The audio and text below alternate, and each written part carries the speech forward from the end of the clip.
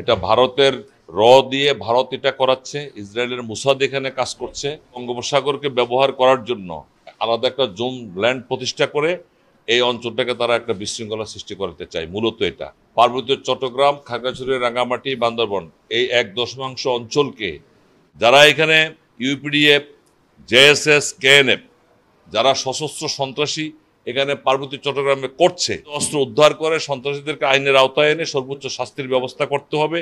তারপরে এখানে স্থায়ী শান্তি প্রতিষ্ঠা হতে পারে, আলোচনার মাধ্যমে নয়। কারণ ভারত সেভেন সিস্টার নিয়ে অনেক সমস্যায় আছে।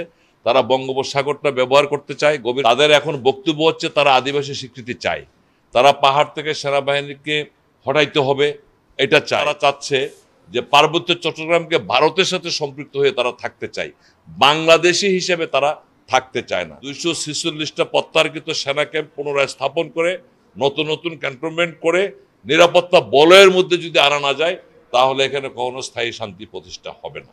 বাম যারা রাজনীতি করে তারা বিদেশি একটা আদর্শ এখানে প্রতিষ্ঠা করতে চায়। আমরা ইতিমধ্যে তাদেরকে নিষিদ্ধ করেছি। পার্বত্য চট্টগ্রামে বাম দলের নেতাদেরকে আমরা যেখানে পাবো সেখানে ধরে তাদেরকে জনগণের সম্মুখে জবাবদিহিতার আওতায় আনবো। সবার দেশের 1 ইঞ্চি মাটি স্বাধীন দেশের অন্য কারোর হাতে আমরা তুলে দিতে পারি না। প্রয়োজনে আরেকটা মুক্তিযুদ্ধ করার জন্য আমাদের প্রস্তুতি রয়েছে।